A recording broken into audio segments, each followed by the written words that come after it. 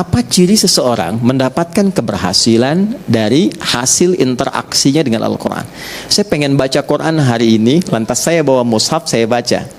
Setelah selesai baca itu, apa ciri dia berhasil melewati bacaannya? Apa ciri dia berhasil melewati kajiannya? Apa ciri dia berhasil melewati hafalannya?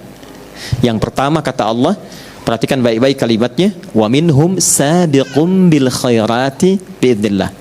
Dia akan mendapat percikan kebaikan dari Al-Quran yang merubah dirinya.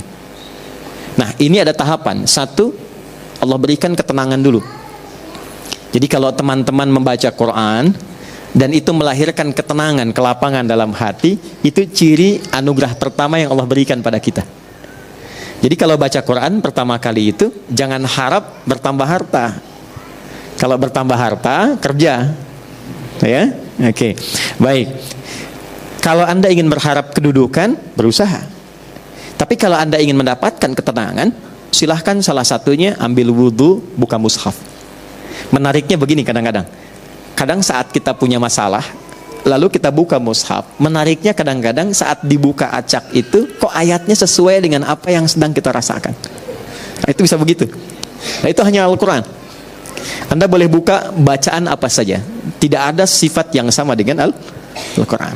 Karena itu baru dibuka, belum dibaca, baru lihat, itu sudah merasakan getaran tertentu di jiwa. Nah, itu yang dimiliki Al-Quran. Itu yang dimaksud Quran surah ke-8 Al-Anfal di ayat yang kedua.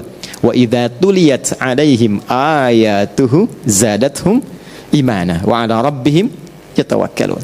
Jadi kalau kita ditampakkan Al-Quran, baru lihat, dibacakan atau kita baca, ada getaran tersendiri dalam hati yang membuat kita merasa lebih nyaman dan dekat dengan Allah.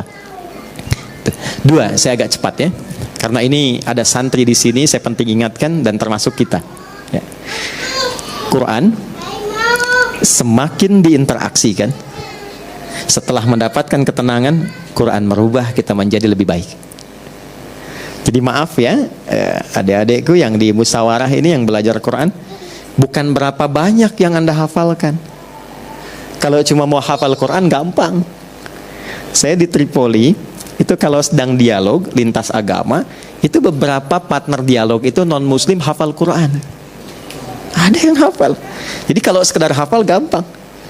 Saya punya burung beo, ya. Sekarang sudah mati, tapi saya yakin matinya husnul khotimah, ya. Hari Jumat dia, ya, dia meninggal hari Jumat setelah mengetahui Allahu Akbar, hafal, dan telah hafal ayat pertama surah Al-Ikhlas, dan dia menyapa setiap orang dengan salam. Dan saya beri nama dia Suneo, ya, karena suka nengokin orang. Jadi setiap orang datang, Assalamualaikum, Assalamualaikum, katanya, Allahu Akbar, Allahu Akbar. Makanya saya sering sedih kalau ingat Suneo itu. Jadi saya sering berkata pada diri saya kalau lewat kandangnya, ini kamu tidak dihisab, tapi sudah kenal Allah. Banyak orang-orang yang terancam dengan hisab, dia belum kenal Allah. Kamu tidak dihisab, tapi kamu bisa sapa orang dengan salam. Ada orang yang bahkan mengatakan sudah beriman, tapi dia belum mampu menyapa orang lain dengan salam. Nah, itu poin besarnya. Jadi kalau sekedar hafal, hewan pun bisa hafal. Tapi hafalan hewan itu tetap tidak merubah dia menjadi lebih baik. Ya, buktinya Suneo kalau pipis sembarangan tuh. Baik. Nah, maka teman-teman santri ya, ingat baik-baik. Semakin banyak yang dihafal, semakin merubah diri Anda lebih baik. Ya. Nah, tuh diingatkan tuh. Oh, ini penting tuh. Ya. Satu, dari ujung kepala sampai ujung kaki, lisannya mesti lebih lembut. Quran itu punya ciri khas. Kalau semakin dekat dengan Quran, semakin lembut pribadi kita. Ya. Dan itu auranya beda. Teman-teman kalau lihat Habib Umar lain kan ya? Ya. Habib Umar itu rahasia besarnya nggak pernah lepas dengan Quran. Jadi kalau safar dari Yaman ke sini, ya, itu di pesawat itu baru tidur. Kalau sudah lepas itu dengan Quran, tidur itu masih nempel Qurannya itu. Jadi nggak ada waktu satu pun kecuali dekat dengan Quran.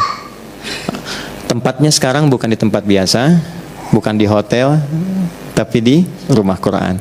Maka sejak teman-teman masuk dari gerbang ke sini dan duduk sampai dengan kembali, saya berharap dengan kita mengaji di tempat ini setidaknya merubah kita lebih baik setelah pulang dari sini. Ya, tak cukup dengan amin ya, nanti kita praktekkan tuh. Jadi begitu keluar lisannya mesti lebih baik. Saya tidak pernah mengajarkan Anda untuk mencela orang. Ya, betapapun teman kita, kawan kita belum beriman. Ya, itu poinnya.